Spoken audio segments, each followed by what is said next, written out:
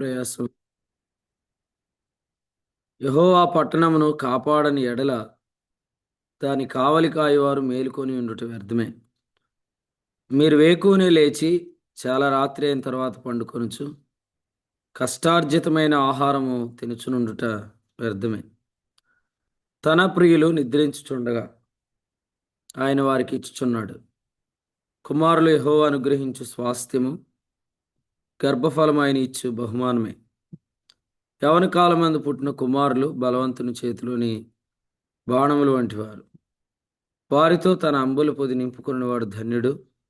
అట్టివారు సిగ్గుపడక గుమ్మములో తమ విరోధులతో వాదించుదురు.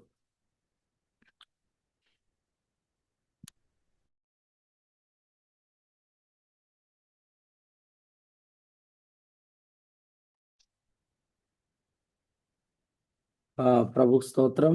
ఇదేను శ్రీనన్న వాళ్ళ ఇంటి విషయమై మనం అందరం స్తుతిస్తున్నాం. అలాగే రాజమండ్రిలో మందిరం కొరకు మనం స్తుతిస్తున్నాం.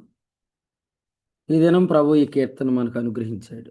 యెహోవా ఇల్లు కట్టించిన ఎడల దాని కట్టువారి ప్రయాసము వ్యర్థమే.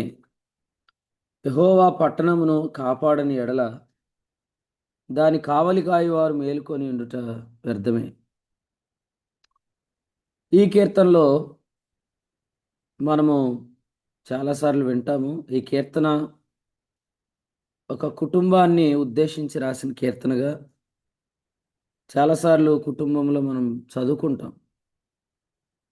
మరి ఈ కీర్తనలో 3వ వచనంలో ఉన్న మాటను బట్టి కుమారులు యెహోవా అనుగ్రహించు స్వాస్థ్యం, గర్భఫలం ఆయన ఇచ్చు బహుమానమే అనే మాటను బట్టి ఇది కరెక్ట్గా కుటుంబానికి సరిపోయే కీర్తన, గృహానికి సరిపోయే కీర్తన. అయితే సొలొమోను ఈ కీర్తనను రాశారు. కాబట్టి ఈ కీర్తనలో ముఖ్యమైన భాగము యెహోవా ఇల్లు అంటే దేవుని మందిరం, యెహోవా పట్టణం అంటే యెరూషలేము. యెరూషలేములో ఉన్న మందిరాన్ని గూర్చి ఈ కీర్తన వ్రాయబడింది. యెహోవా ఇల్లు కట్టించకపోతే దాని కట్టువారి ప్రయాసం వ్యర్థమే. యెహోవా పట్టణము కాపాడకపోతే దాని కావలి కాయవారు మేలుకొని ఉండుట వ్యర్థమే అనే మాట మనం చదువుతున్నప్పుడు ఇశ్రాయేలుకు దేవుడు మారు మనసును ఇవ్వకముందు ఇశ్రాయేలు ఆ విశ్రాంతిలో ప్రవేశించకుండా ఆ ఇశ్రాయేల్లో కట్టబడే మందిరం నిలబడదు అనేది ఈ కీర్తన సారాంశం. యేసుక్రీస్తు ప్రభులు వారు 19వ అధ్యాయం లూకాసు వార్తలో ఆ పట్టణానికి సమీపించినప్పుడు దాని విషయమై ఏడ్చి ఆయన ఆ మందిరాన్ని గూర్చి మాట్లాడిన మాటలు మనకు తెలుసు.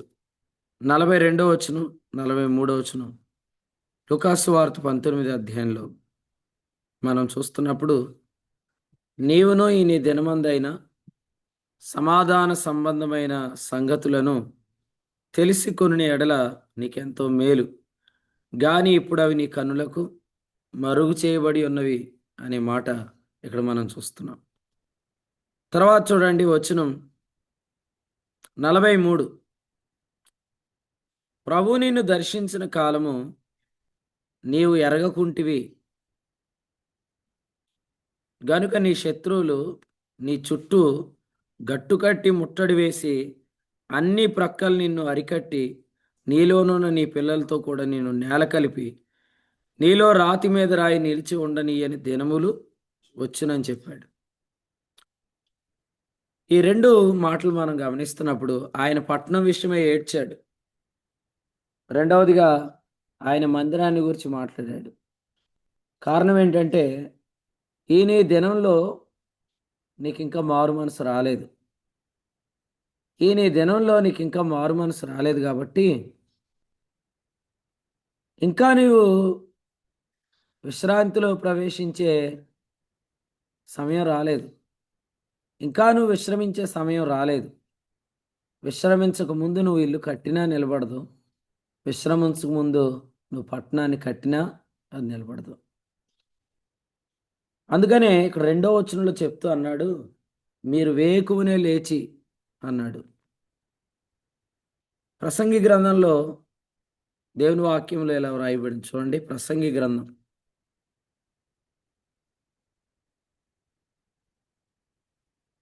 11వ అధ్యాయం లేదా 12వ అధ్యాయం 4వ వచనం చదువుదాం. 4వ వచనం ప్రసంగి 12:4. ఎవరైనా చదవండి. తిరుగటి రాళ్ల ధ్వని తగ్గిపోవును, వీధి తలుపులు మూయబడును, పెట్టె యొక్క కోతకు ఒకడు లేచును, సంగీతం చేయి ఇక్కడ స్త్రీలకు. తిరగటి రాళ్ళ ధ్వని అంటే పళ్ళు ఊడిపోవటం అనమాట. తిరగటి రాళ్ళు అంటే అయ్యే మరి. తర్వాత పెట్టె యొక్క కోతకు ఒకడు లేచును. పెట్టె యొక్క కోతకు ఒకడు లేచును అంటే అర్థం ఏంటంటే నిద్ర పట్టదు. దుర్దినములు వస్తాయి అంటే ఒక వ్యక్తి యొక్క జీవితంలో అతడు వృద్ధాప్యంలోకి వచ్చినప్పుడు అతని జీవితం ఏమైపోద్దంటే 4వ వచనంలో చెప్పినట్లుగా పెట్టె యొక్క కోతకు ఒకడు లేచును అనే మాట మనం చూస్తున్నాం.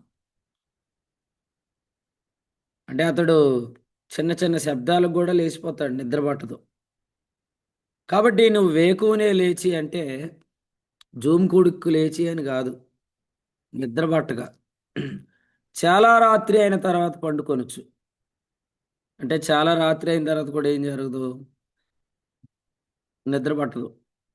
మంచం మీద అడుదొలుతారు ఇడుదొలుతారు కానీ నిద్ర రాదనమాట. మీరు వేకువనే లేస్తున్నారు, చాలా రాత్రి అయిన తర్వాత పండుకుంటున్నారు. అటువంటి వ్యక్తి తినే ఆహారం ఏమైద్ది? అటువంటి ఆహారం ఆ వ్యక్తికి ఉరిగా మారిపోద్ది. రోమీలకు రాసిన పత్రిక 11వ అధ్యాయంలో ఈ విషయాన్ని చెప్పాడు. వారి భోజనం వారికి ఉరిగాను బోనుగాను వారి క్రియలకు ప్రతిఫలముగాను ఉంటుంది అన్నాడు. ఎవరి గురించి చెప్పాడు? విశ్రమించని ఇశ్రాయేలు గురించి చెప్పాడు. చూడండి, రోమీలకు రాసిన పత్రిక 11వ అధ్యాయం 9వ వచనం చదువు. రోమీలకు రాసిన పత్రిక 11వ అధ్యాయం 9వ వచనం. వారి భోజనం వారికి ఉరిగాను బోనుగాను ఆటంకంగాను వారి క్రియలకు ప్రతిఫలముగాను ఉండునుగాక. ఎవరైతే విశ్రమించలేదో మరి ఆ వ్యక్తి తినే ఆహారం నిద్రపోకుండా, నిద్ర పట్టకుండా, సరైన రెస్ట్ లేకుండా తినే ఆహారం అది డైజెస్ట్ అవ్వదన్నమాట. దానివల్ల ఆ భోజనమే ఉరైద్ది. అందుకనే కీర్తనకారుడు ఏం చెప్పాడంటే, మీరు వేకువనే లేచి చాలా రాత్రి అయిన తర్వాత పండుకొనుచు కష్టార్జితమైన ఆహారం తినటం అది వ్యర్థం.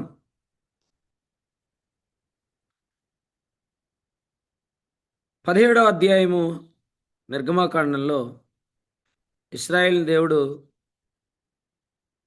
రెఫీదీముకు నడిపించాడు. దానికి ముందు అధ్యాయంలో 15వ అధ్యాయము 26వ వచనంలో ఆయన చెప్పాడు, నిన్ను స్వస్థపరచు యెహోవాను నేనే, యెహోవా రాఫా. సో రాఫా అనే స్వస్థత రెఫీదీం అనే వర్డ్లో నుంచే వచ్చింది. 17వ అధ్యాయం 1వ వచనం. రెఫీదీం అంటే అర్థం ఏంటంటే రెస్టింగ్ ప్లేస్. కాబట్టి విశ్రాంతిలోనే ఆరోగ్యం ఉంది. విశ్రమించని వాడు తినే ఆహారం అతనికి వ్యర్థమే. అంటే అర్థం ఏంటంటే అది అతని బోనుగా ఉంటుంది, అది అతనికి క్రియలకు ఆటంకంగా ఉంటుంది అనే మాట మనం చూస్తున్నాం. కాబట్టి ఈ కీర్తనలు ఏం చెప్తున్నాడో మనకు అర్థమైపోతుంది. విశ్రమించకుండా కట్టే ఇల్లు నిలబడదు, విశ్రమించకపోతే యెరూషలేం పట్టణం కాపాడబడదు. కాబట్టి ఇశ్రాయేలీల యొక్క విశ్రాంతిని సొలొమోను విచారిస్తున్నాడు.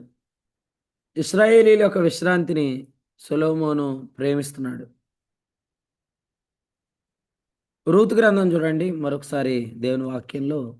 రూతు గ్రంథం 3వ అధ్యాయం మొదటి వచనం. రూతు గ్రంథం 3:1. ఆమె అత్తయ్య అయిన నయోమి, నా కుమారి, నీకు మేలు కలుగునట్లు నేను నీ కొరకు విశ్రాంతి విచారింపవలసిన దానను కదా. చూడండి, ఇక్కడ నయోమి రూతు యొక్క విశ్రాంతిని విచారించింది. సొలొమోను ఇశ్రాయేలు యొక్క విశ్రాంతిని విచారిస్తున్నాడు. విశ్రాంతి విచారించే వాళ్ళే మన మేలు కోరుకునేవారు. మనల్ని ఏదోలాగా విశ్రమింప చేయాలి. ఇప్పుడు ఈ హెచ్చరిక ఎందుకు? 127వ కీర్తనలో నువ్వు విశ్రమించక ముందు చేసే ఏ పని నిలబడదు. ఇశ్రాయేలుకు మారు మనసు రాకుండా ఇశ్రాయేలు విశ్రమించలేదు. ఇశ్రాయేలు విశ్రమించకుండా అది ఇల్లు కట్టినా, అది పట్టణం కట్టినా ఆ ఇల్లు నిలబడదు, ఆ పట్టణం కాపాడబడదు. అందుకనే మన జీవితాల్లో ఇది హెచ్చరికగా ఇవ్వబడింది. ఈ హెచ్చరిక మనల్ని ప్రేమించేవాడు మాట్లాడుతున్న మాట. నీ విశ్రాంతిని నేను విచారింపవలసిన దానను కదా. అంటే నయోమి ఆమెను ఏమని పిలిచింది? నా కుమారి, నీకు మేలు కలుగునట్లు నేను నీ కొరకు విశ్రాంతిని విచారిస్తున్నాను. అందుకని ఆమె ఏం చేసింది? చూడండి 4వ వచనం. అతడు పండుకొనిన స్థలాన్ని ఆమెకు చెప్తుంది. బోయాజు పండుకొనిన స్థలాన్ని ఆమెకు చెప్తుంది. ఇంకా చెప్పాలంటే బెత్లెహేముకు ఆమె దారి చూపించింది. ఇప్పుడు బోయాజు పాదాల దగ్గర కూడా ఆమె దారి చూపిస్తుంది. ఎంత మంచి మాట! ఈ ఉదయకాలం ప్రభు సన్నిధిలో మన విశ్రాంతిని విచారించే మన ప్రియులు మనకున్నారు. వారు చూడండి, బోయాజు పాదాల యొద్దకు దారి చూపిన నయోమి వలె ఉన్నారు అనే మాట మనం చూస్తున్నాం. మరొక మాట మనం చదువుదాం దైవ గ్రంథంలో. సంఖ్యాకాండము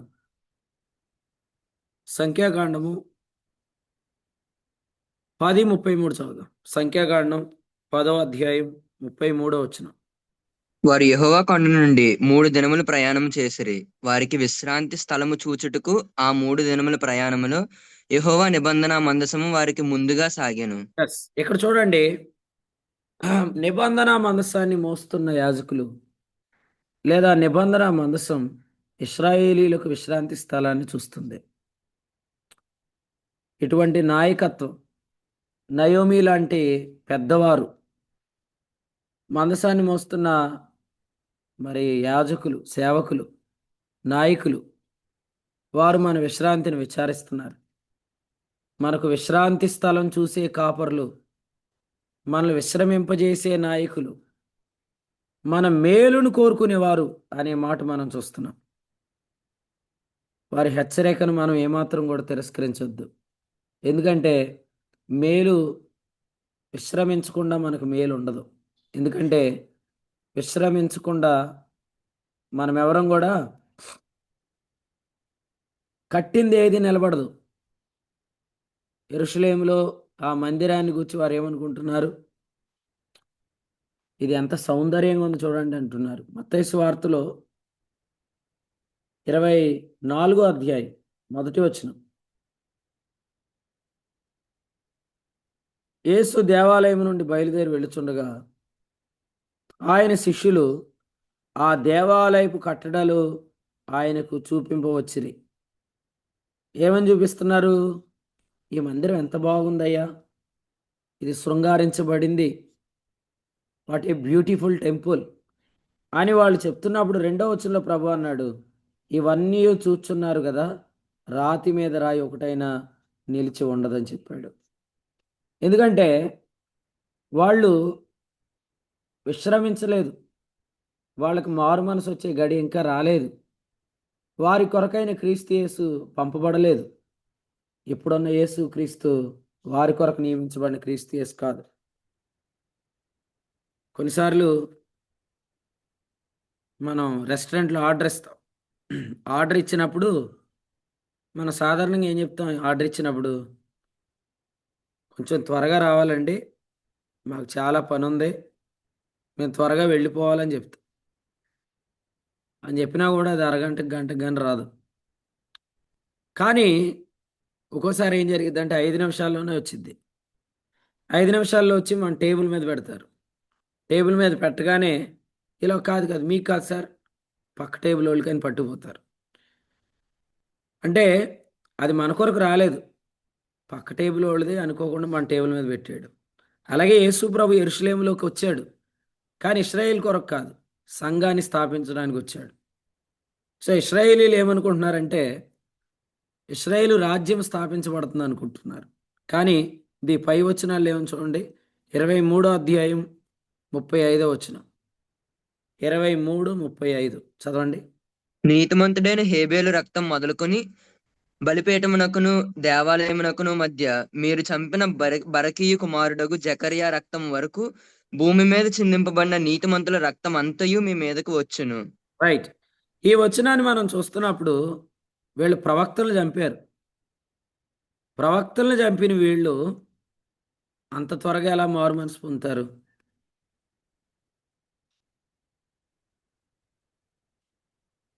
ప్రవక్తలను చంపిన వీరు అంత త్వరగా ఎలా మారు మనసు పొందుతారు? పైగా ప్రవక్తలు ఎవరిని గురించి వ్రాశారో ఆయనను కూడా వీళ్ళు చంపాలని వెతుకుతున్నారు. కానీ ఆయనతో ఉన్న శిష్యులు మాత్రం అనుకుంటున్నారంటే మెస్సీ ఎలాగా మన మధ్య పుట్టాడు కదా, ఇశ్రాయేల్ రాజ్యము ప్రారంభించబడుతుంది అనుకుంటున్నారు. మీరు ఆలోచన చేయండి, మనం తప్పు చేస్తున్న దినాల్లో మనకు మారు మనసు రాకముందు, మనకు విశ్రాంతి కలక్కముందు మనం చేసి ఏ పని ఫలించదు. ఎందుకంటే విశ్రాంతిలోనే యెహోవా ఇల్లు కట్టబడుతుంది, విశ్రాంతిలోనే ఆ పట్టణం కాపాడబడుతుంది. ఆ విశ్రాంతి రావాలంటే ఇశ్రాయేలుకు మారు మనసు రావాలి. చూడండి, అపోస్తలుల కార్యాల గ్రంథం 3వ అధ్యాయం 19వ వచనం చూద్దాం. అపోస్తలుల కార్యాల గ్రంథం 3వ అధ్యాయం 19వ వచనం. ప్రభు సముఖము నుండి విశ్రాంతి కాలములు వచ్చినట్లును మీ కొరకు నియమించిన క్రీస్తు యేసును ఆయన పంపునట్లును మీ పాపములు తుడిచివేయబడు నిమిత్తమును మారు మనసు నుండి తిరుగుడి. రైట్. ఈ వచనాల్లో 20లో మారు మనసు అనే మాట ఉంది, 19లో విశ్రాంతి అనే మాట ఉంది. 20లో మారు మనసు అనే మాట ఉంది, 19లో విశ్రాంతి అనే మాట ఉంది. మారు మనసు రాకుండా విశ్రాంతి రాదు, విశ్రాంతి రాకుండా మందిరం కట్టబడదు. కాబట్టి మనం ఎన్నో పనులు చేస్తున్నాం. మనం అందరం ఏమనుకుంటామంటే నేను చేసిన పని ఖచ్చితంగా సక్సెస్ అయ్యిద్ది అనుకుంటాం. కానీ ఏ గుడ్ అడ్వైస్, ఈ ఉదయకాలం ఒక మంచి సలహా దేవుని వాక్యంలోంచి, అదేంటంటే నువ్వు విశ్రమించకుండా చేసే పని నిలబడదు. ఇశ్రాయేలీలు విశ్రమించక ముందు వారు కట్టిన పట్టణం కానీ వారు కట్టిన మందిరం కానీ రెండూ కూడా కాపాడబడలేదు. ఇది మనమందరం తెలుసుకుందాము గాక. ఎందుకంటే అపోస్తలుల కార్యాల గ్రంథం 3వ అధ్యాయం 36వ వచనం చూడండి. 2వ అధ్యాయం 36వ వచనం. అపోస్తలుల కార్యాలు 2:36. మీరు సిలువ వేసిన ఈ యేసునే దేవుడు ప్రభువుగాను క్రీస్తుగాను నియమించెను. ఇది ఇశ్రాయేలు వంశం అంతయు రూఢిగా తెలుసుకొనవలనని చెప్పారు. యేసుక్రీస్తు ప్రభువుగా నియమించబడ్డాడు. ఇది ఇశ్రాయేలు వంశమంతా రూఢిగా తెలుసుకోవాలంటున్నాడు. ఎందుకంటున్నాడు? ఆయన ప్రభు అయితే మీరు ఆయన వైపు తిరగండి, ఆయన వైపు తిరగండి అని చెప్పాడు. కానీ వారు తిరగలేదు. వారు తిరగటానికి ఇంకా కొంత సమయం పడుతుందని పేతురే చెప్పాడు. 3వ అధ్యాయము 21లో యేసు పరలోక నివాసిగా ఉన్నంతకాలం, అనగా సంఘకాలం ఉన్నంతకాలం ఇశ్రాయేలుకు మారు మనసు కలగదు. కాబట్టి అసలు వీళ్ళు చేసిన తప్పేంటి అనేది మనం చూస్తే 3వ అధ్యాయము వచనం 26లో మనం చూస్తున్నాం. వారు దేవుని సేవకుడైన యేసుక్రీస్తును తృణీకరించారు. ఆనాడు యాకోబు ఏ రాయి అయితే తీసుకుంటే నిద్రపట్టిందో ఆ రాయిని వీరు తీసి బయటపడేశారు. అపోస్తలుల కార్యాల గ్రంథం 4వ అధ్యాయం 11వ వచనం చదవండి. అపోస్తలుల కార్యాలు 4:11. ఇల్లు కట్టువారైనా మీరు తృణీకరించిన రాయి ఆయనే, ఆ రాయి మూలకు తలరాయి ఆయను. రైట్. ఏదైతే యాకోబుకు నిద్రనిచ్చిందో ఆ రాయి, యాకోబు ఏమన్నాడు? ఇది దేవుని మందిరం, ఇది దేవుని మందిరం అన్నాడు. నిద్రనిచ్చిన రాయే దేవుని మందిరం. విశ్రాంతి కలిగితేనే దేవుని మందిరం ఉంటుంది. విశ్రాంతి లేకపోతే దేవుని మందిరం ఉండదు. ఈరోజు సంఘాలను మనం కాపాడలేము, పరిచర్యలు మనం కాపాడలేము. మనం కేవలం విశ్రాంతిని విచారించవలసిన వారు మాత్రమే. కాపరులుగా, నాయకులుగా, పెద్దలుగా, విశ్వాసులుగా, విశ్వాసులకు విశ్రాంతిని మనం విచారించాలి. విశ్వాసులకు విశ్రాంతి కలిగితేనే దేవుని మందిరాలు కాపాడబడతాయి. సో అందుకనే ప్రతి ఒక్కరిని కూర్చోబెట్టడం మన యొక్క బాధ్యత. యేసు ప్రభు చెప్పారు,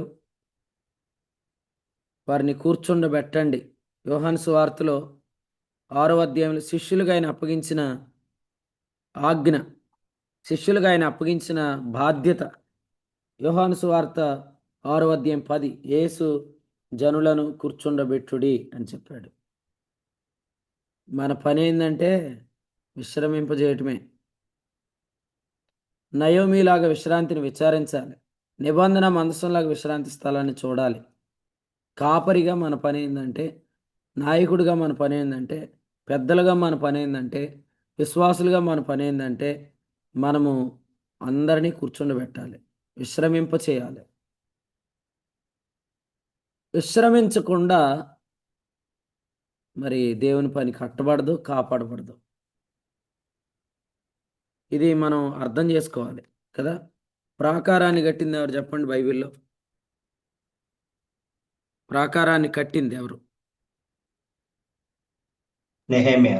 నెహెమియా అంటే అర్థం ఏంటి? రెస్టే. నహూమ్ అంటే రెస్ట్. ఓడను కట్టింది ఎవరు? నోవాహే. నోవాహ అంటే rest. So rest is the secret, rest is the foundation. విశ్రాంతి మాత్రమే పునాది. ఆ పునాదిలోనే ఇల్లు కట్టబడుతుంది, మందిరం కట్టబడుతుంది. కానీ మనం విశ్రమించాలంటే మనం ప్రభు వైపు తిరగాలి. ప్రభు వైపు తిరగాలంటే తిరిగే కాలాన్ని ఆయన అనుమతించాలి. మనం ఆయన వైపు తిరగకుండా విశ్రాంతి కలగదు.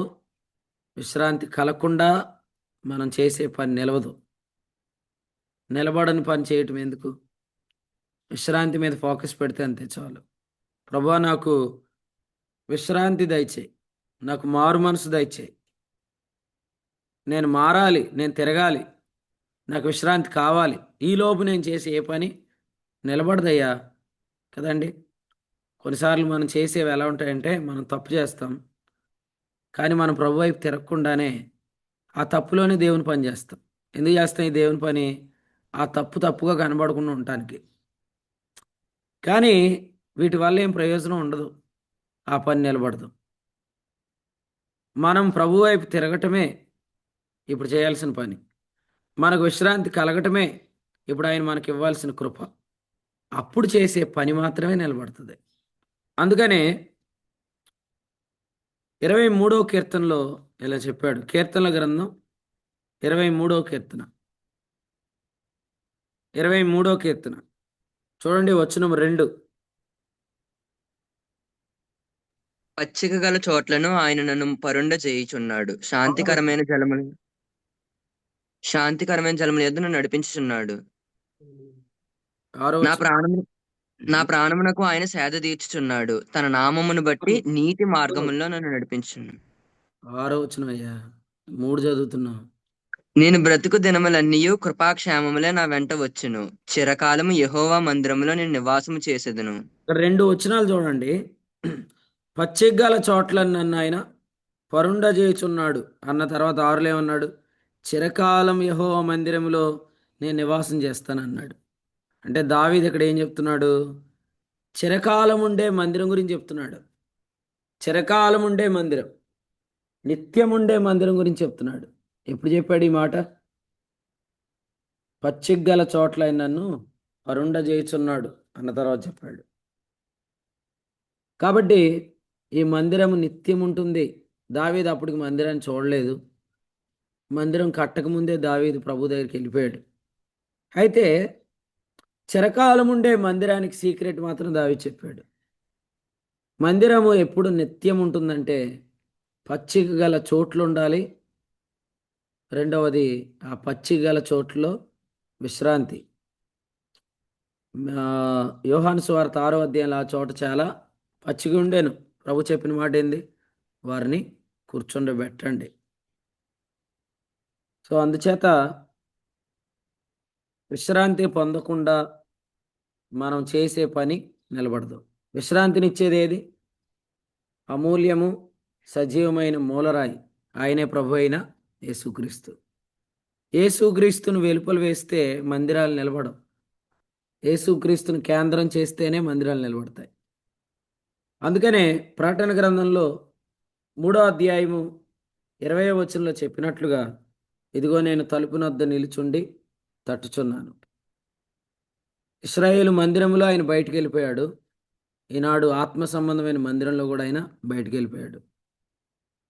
యెహెజ్కేలు గ్రంథంలో దేవుని మందిరాన్ని మనం చూస్తున్నాం. మరి యెహెజ్కేలు గ్రంథంలో దేవుని మందిరంలో 10వ అధ్యాయంలో వచనం 19 చూడండి. యెహెజ్కేలు గ్రంథం 10:19. దొరకడం కష్టమే. ఇశ్రాయేల్ అన్న బైబిల్ తీయట్లేదు మీరు? తీయండి. యెహెజ్కేలు గ్రంథం 10వ అధ్యాయం 19వ వచనం. కెరూబులు రెక్కలు చాచి నేను చూచుచుండగా నేల నుండి పైకి లేచెను. అవి లేవగా చక్రములు వాటితో కూడా లేచెను. అవి యెహోవా మందిరపు తూర్పు ద్వారమునకు వచ్చి దిగి అక్కడ నిలవగా ఇశ్రాయేలీయుల దేవుని మహిమ వాటికి పైగా నిలిచెను. సో ఈ వచనంలో ప్రభు ఎక్కడికి వచ్చాడు? ద్వారం దగ్గరికి వచ్చాడు. ద్వారం దగ్గరికి వచ్చాడు అంటే లోపలికి వస్తున్నాడు అని కాదు, ఆయన బయటకు వెళ్ళిపోతున్నాడు. సో మందిరాన్ని విడిచిపెడుతున్న ఆయన మహిమ, మందిరాన్ని విడిచిపెట్టి ఆయన వెళ్ళిపోయాడు. చూడండి ఒకసారి వచనం,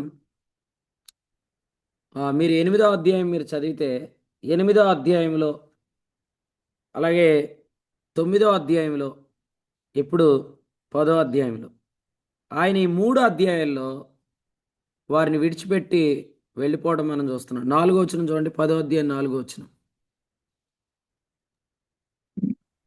యెహోవా మహిమ కెరూబుల పై నుండి ఆరోహణమై మందిరపు గడప దగ్గర దిగి నిలిచెను. మరియు మందిరపు గడప దగ్గరికి వచ్చాడు. కానీ ఇక్కడ 19లో ఆయన పూర్తిగా అవుటర్ గేట్ దగ్గరికి వచ్చేసాడు. అంటే ఆయన ఏమవుతున్నాడు? డిపార్టింగ్. ఆయన లోపలికి రావట్లేదు, ఆయన బయటికి వెళ్ళిపోతున్నాడు. He is departing. చూడండి ఈ వాక్యాన్ని మనం చదువుతున్నప్పుడు ఈరోజు ఆయన సంఘానికి కూడా బయటికి వెళ్ళిపోయాడు. ఆనాడు యెరూషలేములో ఉన్న మందిరాన్ని ఆయన విడిచిపెట్టాడు. ఈనాడు మరలా సంఘాన్ని కూడా ఆయన విడిచిపెట్టి బయటికి వెళ్ళిపోతున్నాడు. ఎవరైనా చెప్పాలి, వాక్యం వింటున్న వాళ్ళు చెప్పండి. ఎవరైనా ఎవరని చెప్తున్నారు? ఆ అమూల్యమును సజీవమునగు మూలరాయి. ఇంకా చెప్పాలంటే ఈయన ఎవరంటే యాకోబుకు నిద్రనిచ్చిన రాయి, ఇశ్రాయేలుకు విశ్రాంతినిచ్చే రాయి, మనకు విశ్రాంతినిచ్చే రాయి. ఈ రాయే బయటేస్తే రాతి మీద రాయి ఉండదేక. అందుకని మనం అందరం కూడా యేసుక్రీస్తు మధ్యలో ఉండేటట్టు జాగ్రత్త పడాలి. మందిరాన్ని ఎంతమంది కాపాడాలనుకుంటున్నారో, మందిరాన్ని ఎంతమంది ప్రేమిస్తున్నారో, దేవుని మందిరానికి ఎంతమంది మేలు చేయాలనుకుంటున్నారో మీరందరూ క్రీస్తు కేంద్రంగా ఉండేటట్లుగా ప్రార్థించాలి, ప్రయత్నించాలి. మందిరంలో నుండి ఆయన బయటికి వెళ్ళిపోయిన మందిరం నిలబడలేదు. ఈరోజు సంఘంలో ఉండి ఆయన బయటికి వెళ్ళిన సంఘాలు కూడా నిలబడలేదు. ఈరోజు సంఘాల పరిస్థితి మనం చూస్తున్నాం. సంఘాలు భ్రష్టత్వంలోకి వెళ్ళిపోయినాయి. ఎన్నో పరిచర్లు స్టార్ట్ అయినాయి కానీ అవి మధ్యలో ఆగిపోయినాయి. వాటి ప్రభావం పోయింది, వాటిలో వెలుగుపోయింది. అందరూ ఒకటే చెప్పుకుంటున్నారు, ఆరంభ దినాల్లో ఉన్న ఆ ప్రభావం ఇప్పుడు లేదు. ఏ మినిస్ట్రీ అయినా చూడండి, ఆరంభంలో ఉన్న ప్రభావం లాస్ట్లో ఉండదు. అంటే ఏమైంది? మహిమ తగ్గిపోయింది. ఎందుకు తగ్గిపోయింది? ఆయన్ని బయటికి గెంటేస్తున్నారు. యేసు ప్రభువుని బయటికి నెట్టేస్తున్నారు. యేసుక్రీస్తును బయటికి నెట్టేస్తే ఆ మందిరంలో మహిమ బయటికి వెళ్ళిపోతుంది, ప్రభావం వెళ్ళిపోతుంది. సమూయేలు గ్రంథం 4వ అధ్యాయం ఆఖరి వచనంలో చెప్పినట్లుగా మరి ప్రభావం ఇశ్రాయేల్లోంచి వెళ్ళిపోయిన అనుభవాన్ని మనం చూస్తున్నాం. దానినే ఏకాబోధు అనుభవం అని మనం జ్ఞాపకం చేసుకుంటున్నాం. సో ఈ ఉదయకాలం దేవుని వాక్యాన్ని మనం వింటుండగా మన దినాల్లో తిరిగి మందిరం బాగు చేయబడాలి. మన దినాల్లో తిరిగి మరలా క్రీస్తు మరలా లోపలికి రావాలి. ఆ మాటే 128వ కీర్తనలో మనం చూస్తున్నాం. కీర్తనల గ్రంథం 128వ కీర్తనలో ఏం చెప్పాడంటే 5వ వచనం, నీ జీవిత కాలం అంతా యెరూషలేమునకు క్షేమం కలుగుట చూస్తావు. ఎందుకు చూస్తావు? ఎందుకంటే నువ్వు రెస్ట్ లవర్ కాబట్టి, నువ్వు విశ్రాంతి ప్రేమికుడు కాబట్టి, నువ్వు మారు మనసు ప్రేమికుడు కాబట్టి. ఏం చెప్పాడు చూడండి, ఎవడైనను నా స్వరం విని తలుపు తీసిన ఎడల అన్నాడు. చూసారా? ఎవరెత్తడు? ఈ వ్యక్తి ఎవరు చూడండి. ప్రకటన గ్రంథం 3వ అధ్యాయం 19వ వచనం, నీవు ఆసక్తి కలిగి మారు మనసు పొందు. నీవు ఆసక్తి కలిగి మారు మనసు పొందు. మారు మనసు మీద ఆసక్తి కలిగినవాడు, తలుపు తీసినవాడు, క్రీస్తును మధ్యలోనికి తెచ్చినవాడు, మరలా విశ్రాంతిని స్థాపించినవాడు, దేర్ఫోర్ దేవుని మందిరాన్ని బాగు చేస్తున్నవాడు. కాబట్టి నీ జీవిత కాలంలో యెరూషలేము క్షేమం కలగటం నువ్వు చూడాలి. నీ జీవిత కాలంలో దేవుని మందిరానికి క్షేమం కలగటం నువ్వు చూడాలి. దేవుని మందిరాన్ని పాడు చేసిన ఎవరిని దేవుడు వదలడు. దేవుని మందిరాన్ని పాడు చేసిన ఎవరిని దేవుడు వదలడు. చాలా చరిత్ర బైబిల్లో ఉంది, మనకు కూడా ప్రాక్టికల్గా తెలుసు. దేవుని సంఘాన్ని కానీ దేవుని పనిని కానీ ఎవరైనా పాడు చేస్తే వారిని దేవుడు పాడు చేస్తాడు. ప్రసంగి గ్రంథంలో హగ్గై గ్రంథంలో వారితో మాట్లాడుతూ ఏం చెప్పాడంటే, మీ ఇల్లా నా ఇల్లా అని అడిగాడు. నేను కూడా ఈ పోస్టర్లో గృహ ప్రతిష్ట అనేయండి, మందిర ప్రతిష్ట అని వేయొద్దని చెప్పారు. అట్లాంటివి చేయొద్దండి అని చెప్పాను. ఎందుకంటే ప్రభు ఆలోచన ఏంటంటే, హగ్గై గ్రంథం 1వ అధ్యాయం 4వ వచనం, దేవుని మందిరమా నీ మందిరమా? మన ఇల్లుకి ఎక్కువ ప్రాముఖ్యత ఇస్తున్నామా, దేవుని ఇంటికి ఎక్కువ ప్రాముఖ్యత ఇస్తున్నామా? ఆలోచన చేయండి. అందరూ తమ సొంత కార్యాలే చూసుకుంటున్నారు కానీ యేసుక్రీస్తు కార్యములను చూడరు అనే మాట ఫిలిప్పీలకు రాసిన పత్రికలో చెప్పాడు. కానీ తిమోతి గురించి ఏం చెప్పాడు? అతని యోగ్యత మీరు ఎరుగుదురు, తండ్రి కుమారుడు ఎలా సేవ చేయను సువార్త వ్యాపకము నిమిత్తం అతడు నాకు సేవ చేశాడు. అందరూ తమ సొంత కార్యాలే చూసుకుంటున్నారు. ఫిలిప్పి 2:21. కాబట్టి నా ఇంటి కంటే మందిరాన్ని నేను ఎక్కువ ప్రేమిస్తాను అనే తీర్మానం చేసుకుందాం. నా ఇంటి కంటే నా మందిరాన్ని ఎక్కువ ప్రేమిస్తాను నేను. నా ఇంటి కంటే మందిరాన్ని నేను ఎందుకు ఎక్కువ ప్రేమిస్తానంటే, నా ఇంటిలో ఉండేది కాసేపే, కానీ మందిరంలో ఉండేది ఎక్కువసేపు. తెలుపుము నీవెక్కడుందో ఓ రబ్బీ, నేను అక్కడే ఉండిపోతాను. నీ నివాసం నాకు చాలు, నేను ఇంటికి తిరిగిపోను అనే పదం మనకేం చెప్తుందంటే, నాకు నీ మందిరం చాలయ్యా. కోరా కుమారులు అన్నారు, నీ మందిర ఆవరణం చాలన్నారు. ఎందుకంటే కోరా కుమారులకు మందిరంలోకి వచ్చే అవకాశం లేదు. కాబట్టి వారు 84వ కీర్తనలో మాట్లాడుతూ ఏం చెప్పారంటే, నీ మందిర ఆవరణంలో ఏముంటుంది? బలిపీఠం. సో వాళ్ళు అడుగుతున్నారు ఏమనంటే 84వ కీర్తనలో, మరి నీ బలిపీఠము నొద్ద పిచ్చుకలకు నివాసము దొరికింది. 3వ వచనం. ఈ కీర్తనలో చెప్తున్నారు 10వ వచనంలో, నా దేవుని మందిర ద్వారమునొద్ద ఉండుట నాకిష్టం. ఎంత మంచి మాట! నా దేవుని మందిర ద్వారమునొద్ద ఉండుట నాకిష్టం. రూతు గ్రంథం చూడండి. రూతు గ్రంథంలో మనం చాలాసార్లు ఈ మాట వింటాం. రూతు గ్రంథం 2వ అధ్యాయంలో 7వ వచనం, ఆమె ఆమె వచ్చి నేను ఉదయం మొదలుకొని ఎప్పటి వరకు ఏరుకుంటుంది, కొంతసేపు మాత్రము ఆమె ఇంట కూర్చుంది. మనం కూడా అంతే, ఉదయం మొదలుకొని రాత్రి వరకు దేవుని మందిరంలో ఏరుకుంటూ ఉండాలి, కొంత సమయం మన ఇంట్లో ఉండాలి. సో ప్రభు మీకు అందరికీ అటువంటి మనసు దయచేయను గాక. సో ఎక్కువ టైం ఇంట్లో కాదు, ఎక్కువ టైం మన దేవుని మందిరంలో ఆయన పని మీద ఉండే కృప ప్రభు మనకు అనుగ్రహించును గాక. లూకాసు వార్తలో 2వ అధ్యాయంలో ప్రభు చెప్పిన మాట, నా తండ్రి పని మీద 49వ వచనం ఉండవలనని మీరు ఎరగరా.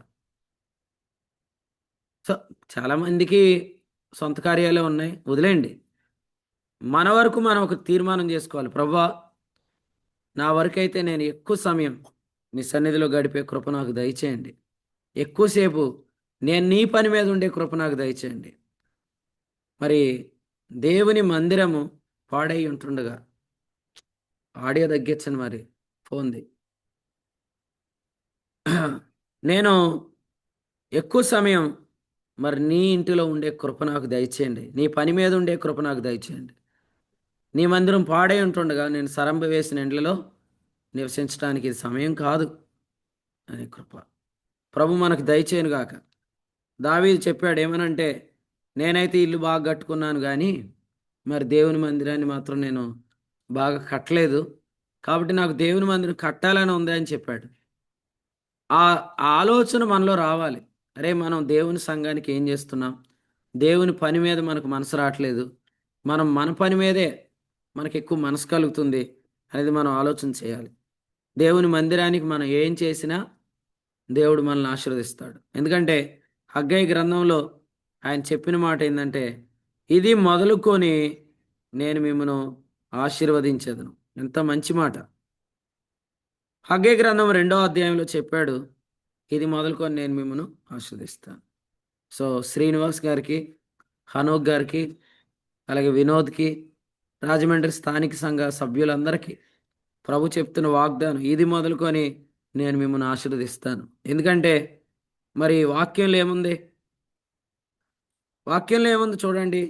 వాక్యంలో ఏముందంటే, కొట్లలో ధాన్యం ఉన్నదా, ద్రాక్ష చెట్లు, అంజూరపు చెట్లు, దానిమ్మ చెట్లు, ఒలీవ చెట్లు ఫలించలేదు ఇప్పుడు దాకా, ఎందుకంటే మీరు మందిర పని చేయ ఆరంభించలేదు.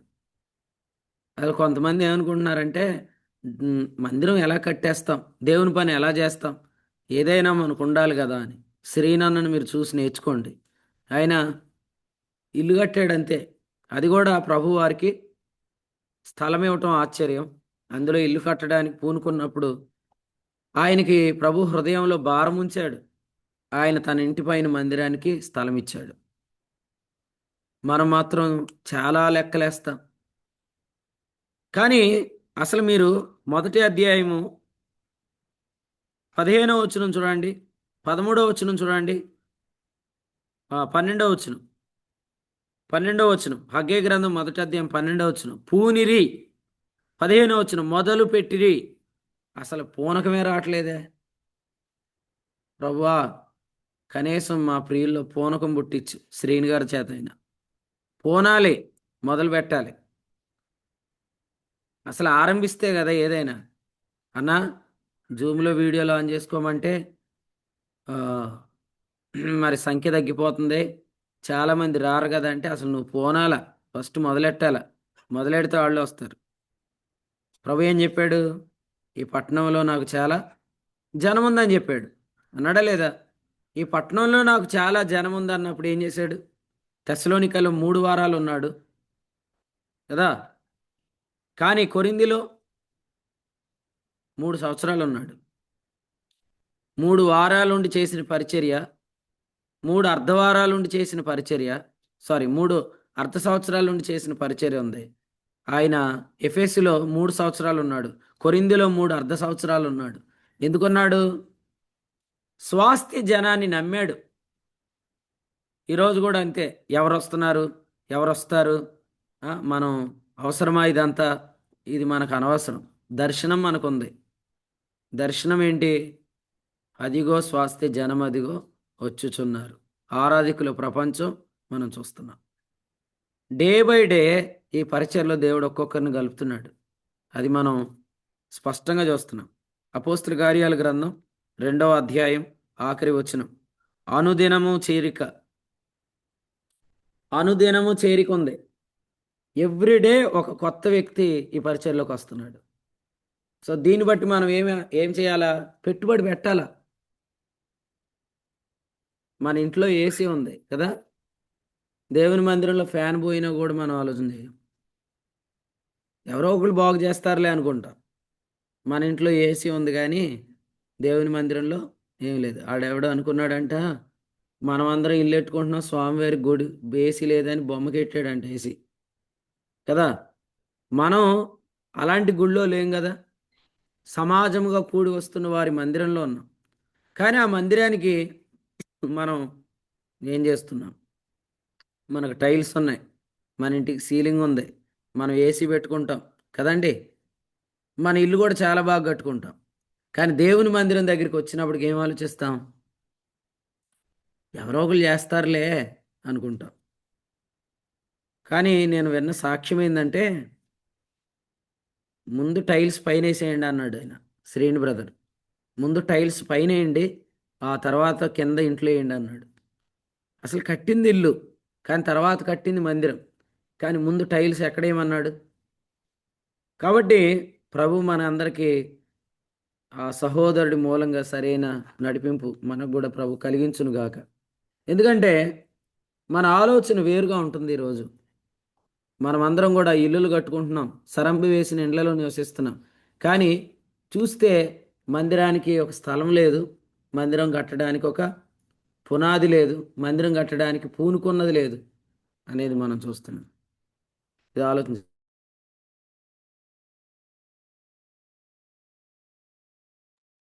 కాబట్టి ప్రియులారా, ప్రభు మనకి ఉదయకాలం ఈ వర్తమానం ద్వారా మందిరము మీద మనసు కలిగించునుగాక, మందిరం మీద మనకు హృదయం కలిగించునుగాక. మందిరం అంటే రాతి కట్టడం కాదు కదండి అని నాకు చెప్పడానికి పూనుకోకండి. నేను మీకు అందరికీ ఒకటి చెప్తాను, దేవుని సంఘం కూడుకునే స్థలం కూడా దేవుడే చూసుకుంటాడు. దేవుని మందిరము కూడుకునే స్థలం కూడా దేవుడే చూసుకుంటాడు. ఇప్పుడు 22వ అధ్యాయం ఉంది, ఆదికాండం 22వ అధ్యాయం ఉంది. ఈ ఆదికాండం 22వ అధ్యాయంలో సొలొమోను ఎక్కడ మందిరం కట్టాలో దేవుడు ఆ స్థలాన్ని ముందుగానే అబ్రహాముకు చూపించాడు. దినవృత్తాంతాలు 2వ గ్రంథం 2వ అధ్యాయంలో రాయబడినట్లుగా మోరియా పర్వతమందు సొలొమోను కుమారుడైన దావీదు కుమారుడైన సొలొమోను అబ్రహాం తన కుమారుని ఎక్కడ అర్పించాడో అక్కడే దేవుని మందిరాన్ని కట్టాడు. కాబట్టి ఆ స్థలం ఎంతో భయంకరం. ఈ ఉదయం వాక్యం వింటున్న వారులారా, దేవుని మందిరము కూడుకునే స్థలం కూడా దేవుడు చూస్తాడు. కాబట్టి మీరేమనుకోవద్దంటే స్థలంలో ఏముంది బ్రదర్, మందిరంలో ఏముంది బ్రదర్ అని అనొద్దు. వాక్యం మనకు బాగా తెలిసిందని అనుకోవద్దు. సంఘము దేవుని మందిరం అయితే అది కూడుకునే స్థలం కూడా దేవుడే చూస్తాడు. కాబట్టి ఆ స్థలాన్ని మనం ప్రేమించాలి. మీరు చెప్పండి, బెత్లెహేం అనేది స్థలమా? స్థలమే, కానీ ఆ స్థలాన్ని కూడా దేవుడు ప్రేమించాడు. అది వాస్తవంగా ఎఫ్రాతా మార్గం, అది బెత్లెహేము. మీకా గ్రంథం 5:2 చెప్పాడు ఏమనంటే, నీవు యోధా ప్రధానులు ఎంత మాత్రం అల్పమైన దానవు కాదు. ప్రధానమైన నగరాల్లో నీవు అల్పమైన దానవు కాదు, ఎందుకంటే ఇశ్రాయేలీయులు నా ప్రజలను పరిపాలించేవాడు నీలో నుండి వస్తున్నాడు. బెత్లెహేమును ప్రేమించిన రూతును మనం చూస్తున్నాం. సో మనం కూడా మన జన్మభూమి కంటే మందిరం ఉన్న భూమిని ప్రేమించాలి. మన జన్మ స్థలమును విడిచి మందిర స్థలాన్ని మనం ప్రేమించటం, మన ఇంటి కంటే దేవుని మందిరాన్ని ప్రేమించటం ప్రభు మనకు అనుగ్రహించును గాక. అలాంటి కృప మనకు ప్రభు ఇస్తే చాలా బాగుంటుంది. కొన్నిసార్లు మనం ఏమంటామంటే, ఇదిగోండి నేను ఇది మందిరం కొరకే తీసుకున్నానంటాం. అది ఇంకా మన ఇంట్లో తిరుగుతూ ఉంటుంది. ఇది నేను దేవుని పని కొరకు తీసుకున్నానంటాం, అది మన వాడకంలో ఉంటుంది కదా. అందుకని ఆలోచన చేయండి. ఒకసారి సమూయేలు గ్రంథం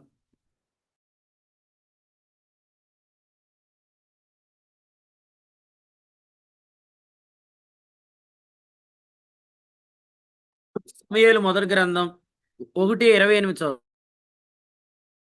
సమూయేలు మొదటి గ్రంథం 1:28.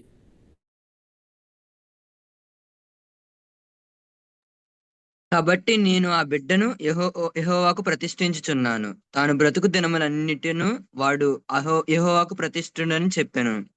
అప్పుడు వాడు యెహోవాకు అక్కడనే మ్రొక్కెను. కాబట్టి యెహోవాకు ప్రతిష్ఠితుడు అని చెప్పబడిన బిడ్డ ఏం చేశాడు? అక్కడే ఉండిపోయాడు. మనం కూడా యెహోవాకు ప్రతిష్ఠించిన ఎక్కడ ఉండాలి? అక్కడే ఉండాలి. మళ్ళీ మనం చెంగుని కట్టుకొని తెచ్చేసుకోకూడదు. సో నిన్ను నేను దేవునికి ప్రతిష్ఠించాను, నువ్వు అక్కడే ఉండాలి అని చెప్పింది ఎవరు? హన్న ఏం చెప్పి ఉంటుంది పాలు ఇచ్చినప్పుడు? రే, నేను నిన్ను ఒక రోజు మందిరానికి తీసుకెళ్తాను, ఇంకా తర్వాత నువ్వు అక్కడే ఉండిపోవాలి. 3వ అధ్యాయం 1వ వచనంలో మనం చూస్తున్నాం, బాలుడైన సమూయేలు ఏలీ ఎదుట యెహోవాకు పరిచర్య చేయుచుండెను. ఎక్కడున్నాడు? 3వ వచనం, యెహోవా మందిరములోనే పడుకున్నాడు. దేవునికి స్తోత్రం. అక్కడే ఉండిపోయాడు కదా. మనం కూడా అలాగే ఉండాలి. దేవునికి ప్రతిష్ఠితం చేసినవి దేవుని మందిరంలోనే ఉండాలి. మళ్ళీ అవి తెచ్చుకొని అందులో మందు పోసి తాగాడు ఎవడు? బెల్సెసరు. అలాంటివి మనం చేయకూడదు. దేవుని మందిరములో ఉన్నవి మన ఇంట్లోకి రాకూడదు. దేవునికి ఇచ్చినవి ఇక దేవుని దగ్గరే ఉండిపోవాలి. మనం దేవునికి ఇచ్చాం, ఇక దేవుందే. ప్రభు ఈ ఉదయం ఎవరితో మాట్లాడుతున్నాడు నాకు తెలియదు, కానీ ప్రభువుని బట్టి ప్రభుకి స్తోత్రం చెల్లిస్తున్నాను. మనం దేవునికి ఇచ్చినవి దేవునివే కదా. ప్రభు ఏమన్నాడు? ప్రభు కూడా ఒక మంచి మాట చెప్పాడు చూడండి. ద్వితీయోపదేశకాండం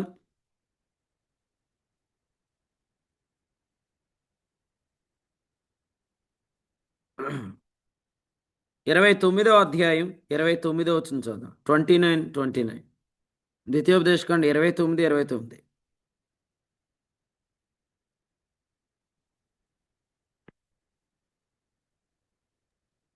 రహస్యములు మన దేవుడైన యెహోవాకు చెందును. అయితే మనము ఈ ధర్మశాస్త్ర వాక్యములన్నిటిని అనుసరించి నడుచుకున్నట్లు బయలుపరచబడినవి ఎల్లప్పుడూ మనవియు మన సంతతి వారివియు నగునని చెప్పుదును. దేవునికి స్తోత్రం. ఆయన ఏం చెప్పాడు? రహస్యాలన్నీ నావి, బయలుపరచబడినవి అని నీ కదా. యాకోబు చక్కగా వేరు చేశాడు మందనే. మామ ఇదిగో, మచ్చలు లేనివన్నీ నీవి, మచ్చలున్నాయని నాయి అన్నాడు. మచ్చలు లేనివన్నీ నీ మామ, మచ్చలున్నాయని నాయి అన్నాడు. ఇంకా చెప్పాలంటే రహస్యాలన్నీ యాకోబుకే తెలుసు. రహస్యాలు ప్రభువి, బయలుపరచబడిన మనవి.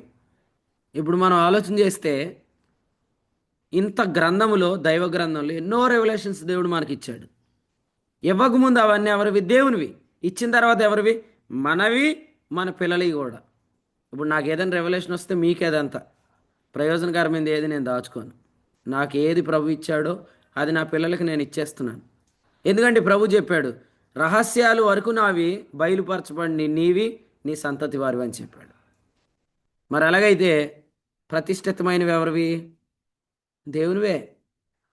ఆయన బాగా పంచాడు, మనం పంచొద్దా కదా. ఫ్యాన్ ఇస్తానండి ప్రభుకి అని అంటాం, ఫ్యాన్ ఇస్తాం, అలిగినప్పుడు ఫ్యాన్ అట్టిపోతారు.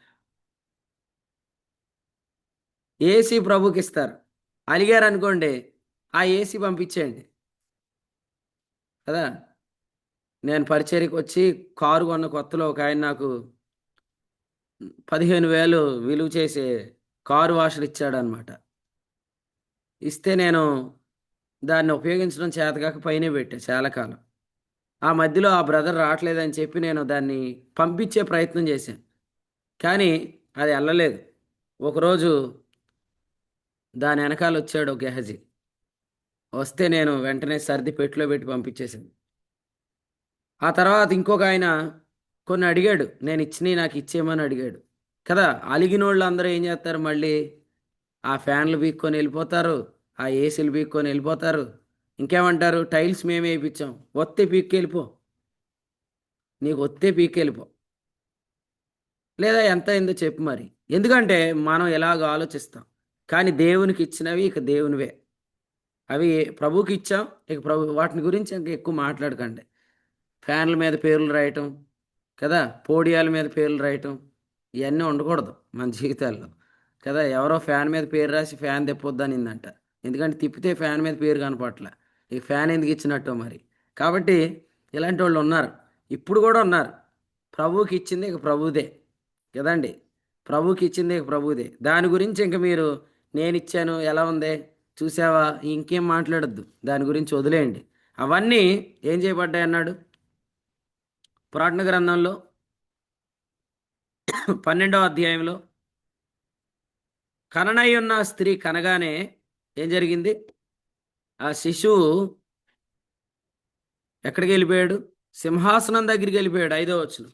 కాబట్టి మనం ఇచ్చినవన్నీ కూడా ప్రభు సన్నిధికి వెళ్ళిపోతాయి.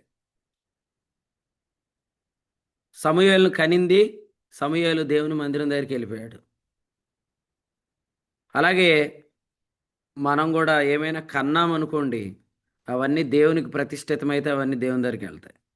కాబట్టి ఈరోజు చాలామంది రాజమండ్రిలో మందిరం కట్టారు, మా వంతు మేమని చెప్పి ఇస్తే ఇచ్చారు, కానీ తర్వాత మాత్రం పీక్కెళ్ళిపోకండి. ఎందుకంటే అంటే మీ గురించి చెప్తలేదు నేను, ఎవరికైనా ఈ వాక్యం చెప్పండి. దేవునికి ఇచ్చినవి దేవునివే. ఎందుకంటే దేవుడు మనకి ఇచ్చినవి మళ్ళీ వెనక్కి తీసుకోలేదు కదా. రహస్యాలు ఎన్నో ఉన్నాయి, కానీ ఆయన ఎన్ని రెవల్యూషన్స్ ఇచ్చాడండి ఈ గ్రంథంలో. ఆశ్చర్యకరమైన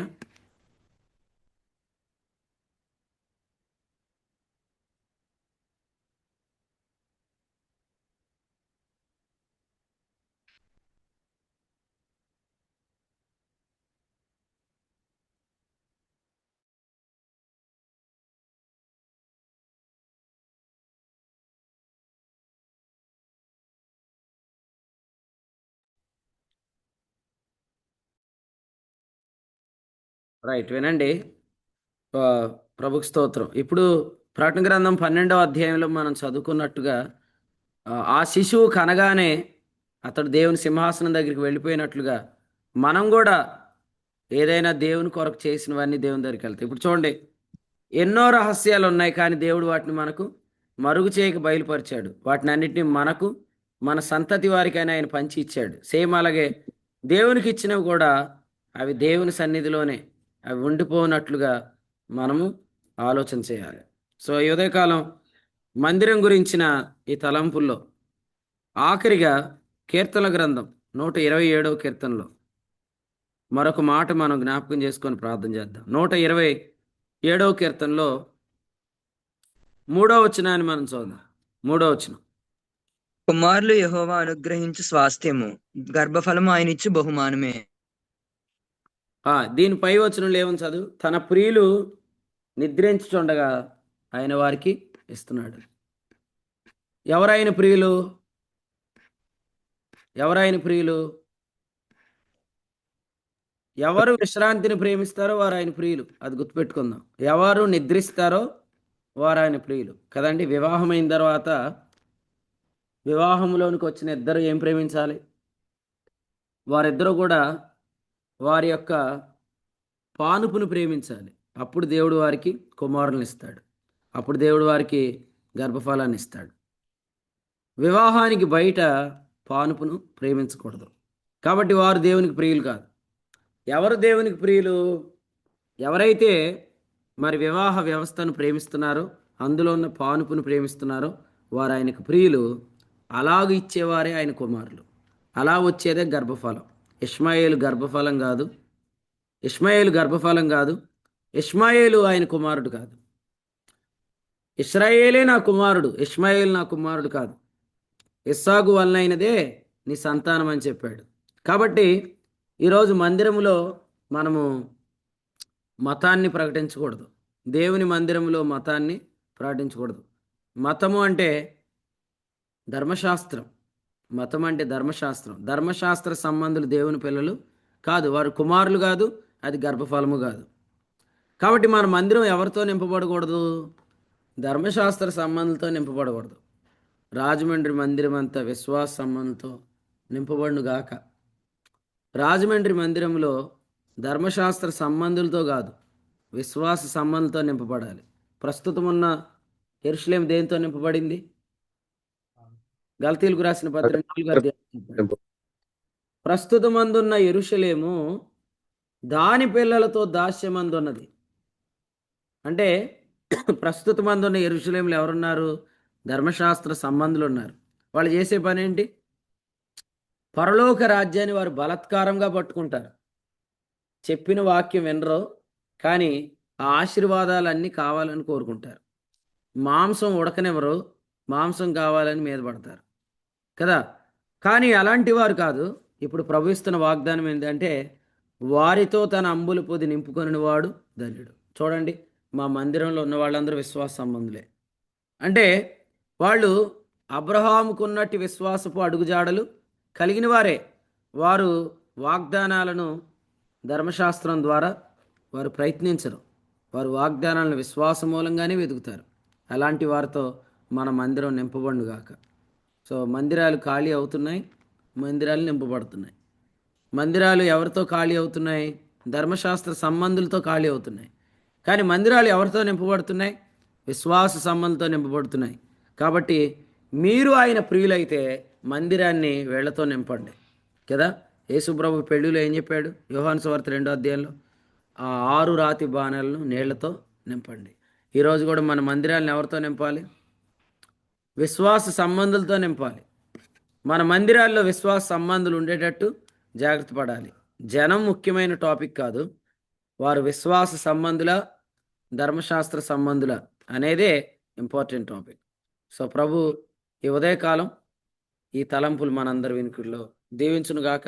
మనం కూడా దేవుని మందిరాన్ని ప్రేమిద్దాం. దేవుని మందిరాన్ని మనమందరం నిర్మించడానికి పూనుకుందాం. ఓకే సుమంత్, ఓకేనా? అయిపోయింది వర్తమానం. ప్రభుకి స్తోత్రం. మందిరం నిర్మించాలి, ఆలోచన చేద్దాం, ప్రార్థన చేద్దాం. మనం అందరం కూడా ప్రభు సమయం ఇవ్వాలి, మందిరం కట్టాలి, మన సంఘం కట్టాలి, ప్రజలను సమకూర్చాలి. ఇది ప్రభు మనందరి మీద ఉంచిన భారం. ఈ భారాన్ని మనం అందరం కలిగి ఉందాం. మనం ఎక్కడున్నా అక్కడ సంఘం కట్టబడాలి. మనం ఎక్కడున్నా అక్కడ దేవుని ప్రజ చేరి రావాలి. అదన్నమాట. సో ఇప్పుడు శిరీష గారి గురించి ప్రభు ఏం చెప్పాడు? ఒక ఊరిలో దేవుని పని చేయాలి అని చెప్పాడు అనమాట. సో అది మనం చేయాలి. దేవుని పని మీద మనం మనసు పెట్టాలి. మీలో ఒకడు 1000 మంది అవుతాడని ప్రభు చెప్పినట్టుగా మనం నిలబడితే ప్రభు గొప్ప కార్యాలు ఖచ్చితంగా చేస్తాడు. కాబట్టి ఇక్కడ కూడా మందిరం అవసరం అంటే ఎస్ అవసరమే. సత్య సాక్ష్యం చాలా చోట్ల లేదు. క్రొత్త నిబంధన మందిరాలు లేవు, పాత నిబంధన పరిచర్య మందిరాలే ఉన్నాయి. కాబట్టి మన అవసరత ఖచ్చితంగా ఉంది కదండి. ఈరోజు కర్రీ పాయింట్లు ఉన్నాయి, అయినా పెడుతున్నారు. రెస్టారెంట్లు ఉన్నాయి, అయినా కడుతున్నారు. మనం మాత్రం ఇక్కడ ఆల్రెడీ మందిరం ఉందంటున్నాం, కానీ క్రొత్త నిబంధన పరిచర్య లేదు కదా అనే భారం ప్రభు మనకు కలిగించును గాక. మందిరాలు ఎన్నో ఉన్నాయి, కానీ క్రొత్త నిబంధన పరిచర్య లేదు. కాబట్టి అది ప్రభు నీ ద్వారా కడతాడు, ప్రభు నిన్ను ఉపయోగించుకుంటాడు. కాబట్టి అలాగ ప్రభు మిమ్మల్ని అందరినీ బలపరచును గాక. ఆమేన్. 127వ కీర్తన నుంచి ప్రభు తన దాసుల ద్వారా మాట్లాడిన సంగతులను బట్టి ప్రభుని స్తుతిస్తున్నా. ఇది నిజంగా ఈ పరిచర్య దేవుని చిత్తానుసారమైనటువంటి పరిచర్య అనడానికి ఈ రోజున మందిర ప్రతిష్ఠ జరుగుతుండగా దానికి సంబంధించినటువంటి మరి కీర్తనే ఈరోజు మరి దేవుడు మనకు అనుగ్రహించడం కూడా అది ఒక సాక్ష్యం లాంటిదే. దేవుడు మరి మందిరం నిర్మాణానికి యెహోవా ఇల్లు కట్టించిన ఎడల అనగా విశ్రాంతిలో నిర్మించే కట్టడం మాత్రం నిలవబడుతుందని, విశ్రాంతి అనగా కేంద్రమైనటువంటి మరి మూలరాయి అయినటువంటి ప్రభు కేంద్రమైనటువంటి పరిచర్య. మరి ఆ పరిచర్యలో మరి అందరికీ విశ్రాంతిని విచారించడం, జనులను కూర్చుండబెట్టి మరి విశ్రాంతిలో నిర్మించే కట్టడం మాత్రం నిలిచి ఉంటుంది. మనం విశ్రమించకుండా చేసేది ఏది కూడా మనం ఉదయాన్నే లేచి రాత్రి వరకు ప్రయాసపడి మనం విశ్రమించకుండా చేసేది ఏదైనా కూడా అది మనకి ఎలాగా వ్యర్థమవుతుందో, కానీ విశ్రాంతిలో చేసే కట్టడం ఏ విధంగా నిలిచి ఉంటుందో అలాగే మందిరాన్ని గురించినటువంటి సంగతులు అనేక విషయాలు, దేవుని మందిరాన్ని ప్రేమించడం, అలాగే మందిరం విషయంలో మనకి కొత్త నిబంధన పరిచర్య ఉండడం ఎంత అవసరతో మందిరం కొరకు మనందరం ఆలోచించవలసినటువంటి విషయాలు ప్రభు మాట్లాడారు. అలాగే ప్రభుకి ఇచ్చినటువంటి మందిరం కొరకు ఇచ్చినటువంటి వాటి విషయంలో మనం ఏ విధంగా ప్రవర్తించాలో ఇంకా అనేక విషయాలు ప్రభు తన దాసుని ద్వారా ఆత్మ సాయంతో మాట్లాడిన సంగతులను బట్టి ప్రభుని స్తుతిస్తూ శ్రేష్టమైన వర్తమానం అందించిన దేవుని సేవకులకు వందనాలు తెలియజేస్తున్నా. మరొకసారి ఈ ఉదయకాలం మందు 10 గంటలకు జరిగే మందిర ప్రతిష్ఠకు మిమ్మల్ని అందరినీ ప్రేమతో ఆహ్వానిస్తున్నాం. అందరూ కూడా చేరండి. జరిగే కూడికలో మీ అందరూ పాల్పంపులు పొందాలని ప్రభు పేరు మిమ్మల్ని అందరినీ ఆహ్వానిస్తున్నాం. 10 గంటలకు జరిగే పరిచర్య కొరకు ప్రార్థన చేయండి. అలాగే రేపటి దినం బెక్కువలో, ఎల్లుండి మంగళగిరిలో జరిగే పరిచర్ల కొరకు ప్రార్థన చేయాలని కోరుకుంటూ, ఈ సమయంలో ఈ యొక్క వర్తమానం ద్వారా ప్రేరేపించబడినటువంటి ఎవరైనా ప్రార్థన చేయాలని ఆసక్తి కలిగిన వారు ముగింపు ప్రార్థన చేసినట్లయితే మనం ఈ కూడికను ముగింపు చేసుకున్నాం. నేనైతే ప్రార్థన నాహరోన్ గారు చేయాలనుకుంటున్నాను. వారు ప్రార్థన చేయాలి అని. వందాలండి. నా వందనాలు అయినట్టుందా? వినిపిస్తుందండి, వినిపిస్తుంది. పరిశుద్ధుడైన తండ్రి, గొప్ప దేవుడా, మమ్మల్ని ప్రేమించి మీ యొక్క సంకల్పాన్ని బయలుపరుస్తూ మమ్మలను ఈ దినములో మా హృదయాలను నింపుతూ మా ఆలోచనలను తండ్రి మీకు అనుగుణంగా మారుస్తూ తలంపులను అనుగ్రహిస్తూ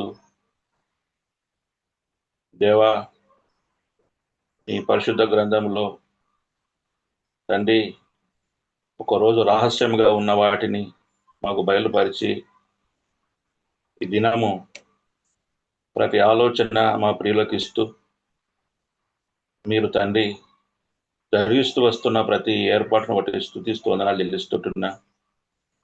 ఓ దేవ, ఈరోజు రాజమండ్రిలో జరగబోతున్నటువంటి అయ్యా ఆలయ ప్రతిష్ట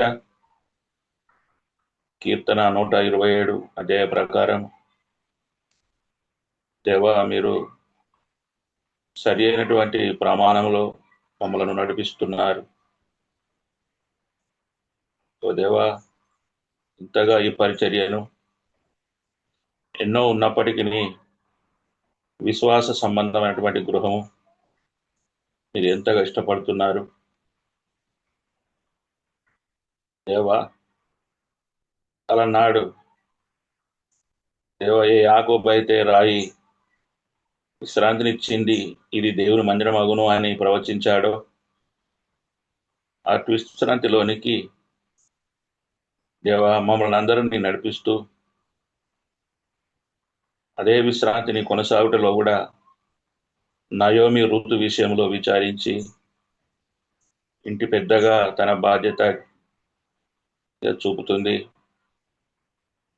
అలాగే మందసమును కూడా ముందుకు నడిపిస్తూ నాయకులు కూడా ఆ జనులకు విశ్రాంతిని చూపుతున్నారు.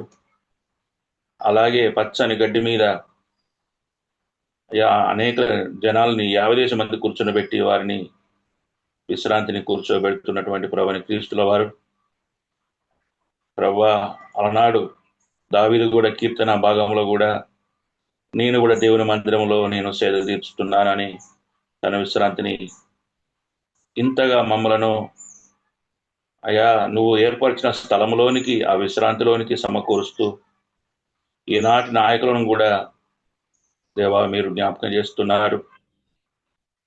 దేవా, గత దినాలలో 2 బూరలు అయ్యా వాటి యొక్క ప్రాముఖ్యత చూపారు. మొదటి సంఘ కాలంలో బూర మమ్మల్ని సమకూర్చింది. 2వ బూర మమ్మలను నాయకులుగా దేవా ఆ యొక్క యుద్ధ రంగము కొరకు, ఆ పరుగు కొరకు త్వర పెడుతుందని మాకు ఈ 2వ బూర యొక్క శబ్దాలు దేవా మీరు సిద్ధపడండి అని, వేగిరపడండి అని మమ్మలను జ్ఞాపకం చేస్తున్నారు. నీ రాకడ సమయంలో, మీ యొక్క ఆగమన సమయంలో మమ్మలను మీరు ఆ 2వ బూర యొక్క శబ్దాలు మాకు ఆ గంభీరముగా మీరు మేల్కోండి, మీరు సిద్ధపడండి అని మమ్మలను హెచ్చరిస్తున్నారు. అలాంటి వర్తమానాలు మాకు మీరిచ్చిన ఆ బూర కొరకై స్తోత్రాలు. ఆ బూర ద్వారా అనేకులను, ఆ మందలను, సేనలను తరలిస్తున్నారని అయ్యా మీరు నిశ్చయించిన కార్యముల కొరకు మమ్మలను త్వరపెడుతున్నారని మీకు వందనాలు చెల్లిస్తుంటున్నా. ఆ రహస్యములు మాకు ఇవ్వకపోతే అవి మావి కాదు, మా పిల్లలవి కూడా కాదు. ఇంతగా మమ్మలను ఈ పరిచర్య పక్షంగా ఈ ప్రపంచానికి ఇప్పటి వరకు ఏది పొందుకోలేదో, ఏది దొరకలేదో అది పొందుకునేలా మాకందరికీ దొరికేలా అపోస్తల కార్యముల చివరిలో మీరు జ్ఞాపకం చేస్తున్నారు. అనుదినము ఆత్మలు చేర్చబడుతున్నవి. ఇప్పటి వరకు ఈ ప్రపంచం ఏ విశ్రాంతిని పొందలేదో అయ్యా ఈ విశ్వాస గృహంలో విశ్రాంతిని పొందొచ్చు అని మా కొరకు విచారిస్తున్న పెద్దలు, నాయకులు అయ్యా మీరు నియమించినందుకు వందనాలు. ఆ జన్మభూమే మనది అని రూతు గ్రహించింది. నువ్వు అక్కడనే ఉండాలి అని అయ్యా హన్నా గ్రహించింది. మేము కూడా మా స్థానం అక్కడనే, అక్కడ నుండి మీరు వెలుపలికి వెళ్ళొద్దు, రావద్దు అని మమ్మల్ని హెచ్చరిస్తున్నారు. మీరు కూడా అక్కడనే జన్మభూమిని కంటే దేవాలయం ప్రేమించింది. తన జనము కంటే దేవాలయం యొక్క జనాన్ని ప్రేమించి, నీ ధర్మశాస్త్రాన్ని ప్రేమించి, నీ ఆజ్ఞలు ప్రేమించింది. ఇక్కడికంటే మీరు అక్కడనే ఉండండి, అక్కడికే వెళ్ళిపోయాను అని ప్రకటన గ్రంథంలో జ్ఞాపకం చేస్తున్నారు. మేమందరం ఒక రోజు అక్కడికి వెళ్ళేవారమే అని. మీరు ఏది విశ్రాంతిని మా కోసం అయ్యా నిశ్చయించారో అక్కడికే మమ్మల్ని వెళ్ళినట్లుగా మీరు సహాయం చేస్తున్నారు. ఇంత ప్రేమించినందుకు వందనాలు. ఈ పరిచర్యను ప్రేమించినందుకు వందనాలు. దేవా, రాబోతున్న కాలంలో జరగబోతున్నటువంటి ఆ బిక్కపోలు కానీ మరి ఇతర ప్రాంతాలుగా చేయబోతున్న అయ్యా స్థానిక కార్యములు అయ్యా జరగబోతున్న ప్రతి ఏర్పాట్ల బట్టి వందనాలు. ఈ దినాన్ని రాజమని జరిగించబోతున్న నీ మహత్తరమైనటువంటి నీ ప్రేమ కార్యముల స్తోత్రములు. అయ్యా మీరు కట్టించకపోతే ఆ ఇల్లు వ్యర్థం అన్నారు. ఆ విశ్రాంతిని మీరు ఇవ్వకపోతే ప్రభువా మేము ఈరోజు పొందుకోలేము. మీరు ఆ రాజమండ్రి ప్రాంత పట్టణ ప్రజలను ప్రేమించి వారికి విశ్వాస గృహం మీరు ఇచ్చినందుకు కృతజ్ఞతలు. దాని కొరకు ఎంతమంది దేవా హబక్కు గ్రంథంలో చెప్పినట్టు పూనిది కట్ట మొదలు పెట్టింది. ఆ పూనుకోవడానికి ఒకరోజు మీరు ఇచ్చిన ఆ ప్రేరక స్తోత్రం చెల్లిస్తున్నా. ఈరోజు కట్ట పూనుకోవడానికి అయ్యా నియమించుకున్న పిల్లల బట్టి స్తుతిస్తున్నా. దాన్ని ఈరోజు దీన్ని సంతోషముగా దాన్ని అయ్యా చేయడానికి మీరు శక్తిని ఇస్తున్నందుకు వందనాలు. ఇది మీ ఏర్పరిచిన దినం బట్టి స్తోత్రం చెల్లిస్తున్నా. అందరి హృదయం లోపల గొప్ప సంతోషం పుట్టించినందుకు వందనాలు. ఈ దినమందు ఉత్సాహించి సంతోషించడానికి కీర్తనతో మీరు స్వాగతం పలికినందుకు వందనాలు. ఈ కీర్తన భాగంతో మీ సమ్మతి తెలిపినందుకు వందనాలు. ఈ కీర్తన భాగంతో ప్రభువా మీ ఉల్లాసము ఎంత ఉందో తండ్రి మాకు అర్థమవుతుంది. ఇంతగా ఒకటికొకటి సరిపోలుస్తూ నడిపిస్తున్నారు. ఇది నీ ప్రేమ, నీ దయ. ఆరాధికుల ప్రపంచము ఆనందముగా వెళుతున్నది అయ్యా, అందులో చేరుతున్నది. మేమును ఒకరికొకరు కలిసి అలా రాగలిగే కృప మీరు ఇవ్వబోతున్న స్తుతిస్తూ వందనాలు చెల్లిస్తూ ఇంతవరకు ఇచ్చిన వాక్యం ఇచ్చిన అయ్యా నిదాసుని దర్శించినందుకు వందనాలు. నిర్వాహకులను స్తుతిస్తూ ఇదంతా మీ దయాన్ని కృపాన్ని మీకు స్తోత్రం చెల్లిస్తూ నాకున్న అవకాశం ఇచ్చినందుకు వందనాలు సమర్పిస్తూ ఏసునాలు ప్రార్థిస్తున్నాం తండ్రి. ఆమేన్. ఆమేన్. ముగింపు ప్రార్థన చేసిన దేవుని సేవకుల ఆరోన్ గారికి, కూడికలో ఉన్న ప్రియులందరికీ వందనాలండి. ఒకరికొకరు వందనాలు తెలియజేసుకున్న తర్వాత ఈ కూడికి ముగింపు చేసుకుందాం. వందనాలు. అందరికీ వందనాలండి. అందరికీ వందనాలు. అందరికీ వందనాలు. అందరికీ వందనాలండి. అందరికీ వందనాలు. అందరికీ వందనాలు. అందరికీ వందనాలు. అందరికీ వందనాలు. అందరికీ వందనాలండి. అందరికీ వందనాలు. అందరికి వందనాలండి. అందరికీ వందనాలు. అందరికీ వందనాలు. వందనాలండి.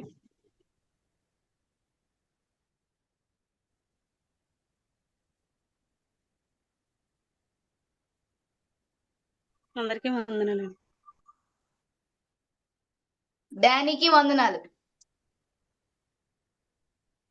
దానికి వందనాలు. అందరికీ వందనాలు.